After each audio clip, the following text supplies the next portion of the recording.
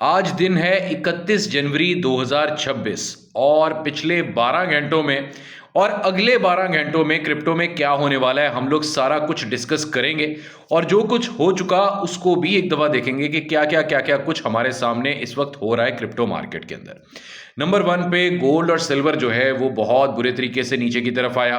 साथ ही साथ अभी तक ये डिसाइड नहीं हो पा रहा कि भाई जितना भी कैपिटल है वो किस तरफ को गया। अब इसके हवाले से एक सिंपल सी बात ये है कि भाई ये टोटल टन्योर जो होता है, टन्योर से मुराद क्या कि जब भी गोल्ड और सिल्वर नीचे आते हैं उनके अंदर से पैसा निकल के यानी कि कैपिटल जो है वो रोटेट होके क्रिप्टो मार्केट की तरफ आते आते तकरीबन उसको कोई 30 से 43 डेज जो है इसके तकरीबन इतने दिन लग जाते हैं, यानी कि 30 से 43 दिन इस काम को लगते हैं और उस वक्त हम लोगों को मुकम्मल कैपिटल जो है वो रोटेट होता हुआ नजर आता है।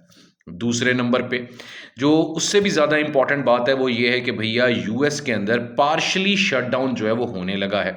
आज रात से बेसिकली ये काम स्टार्ट होगा। अब रहा है सवाल कि उसका क्या इम्पैक्ट आएगा, क्योंकि लास्ट टाइम जब ये काम हुआ था तो उस वक्त हमारे सामने है कि मार्केट बहुत बुरे तरीके से क्रैश की थी। इस वक्त मार्केट ऑलरेडी क्रैश्ड है। अब रहा है सवाल कि अगर यहाँ से ये काम होगा तब तो भाई मार्केट हमारी गई 50 40 इवन के 30 के करीब करीब।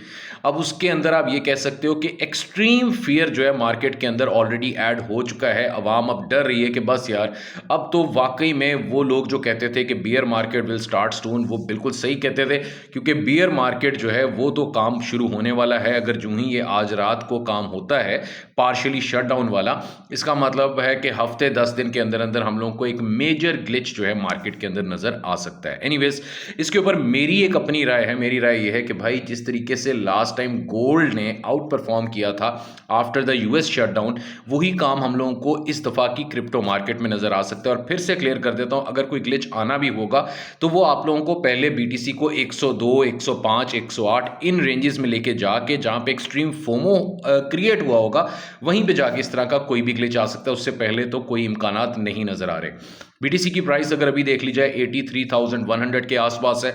और सच बताऊं तो अभी भाई केविन वॉश साहब जो हैं इनको डाइजेस्ट करने में मार्केट थोड़ा सा ध्यान लगा रही है कि आया ये भाई साहब जो हैं ये खुल डुल के रेट कट्स करेंगे। उसके अलावा क्रिप्टो के ऊपर जो इनका स्टांस है वो अभी तक क्लैरिफाई नहीं हो पा रहा। हाँ, अगर हम लोग बिट वाइज को जाके थोड़ी सी डिटेल में देखें उनके सारे प्लेटफॉर्म को तो वहां पे ये नजर आता है कि भाई इन एडवाइजर साहब ने, केविन वॉश साहब ने बड़ी दफा जो है वो आल्ट कॉइन्स का जिक्र किया हुआ है, जिसके हवाले से ये कहा जा रहा है कि शायद हमें आल्ट कॉइन्स के अंदर कुछ आसानी नजर आए आगे चल के, शायद ईटीएफ ज्यादा अप्रूव हों, शायद ये लोग रेट कट्स बहुत ज़्यादा करें। क्योंकि आज के दिन में एक पोस्ट भी तो चल रही है ना कि भाई इन्होंने साफ केविन वॉश साहब के ऊपर किसी किस्म का कोई प्रेशर नहीं है और वो विदाउट एनी प्रेशर जो है बड़े रेट कट्स जो है कर सकते हैं। तो होपफुली अगर मार्केट इनको प्रॉपरली डाइजेस्ट करने में कामयाब हो जाती है केविन वॉश साहब को, तो हम लोगों को मार्केट के अंदर दोबारा से ईटीएफ्स और हर चीज़ के अंदर एक इनफ्लो जो है नज़र आ सकता है। साथ ही साथ एक और अच्छी खबर जो इस वक्त मार्केट के अंदर चल रही है वो ये है कि भाई ब्रिक्स जो है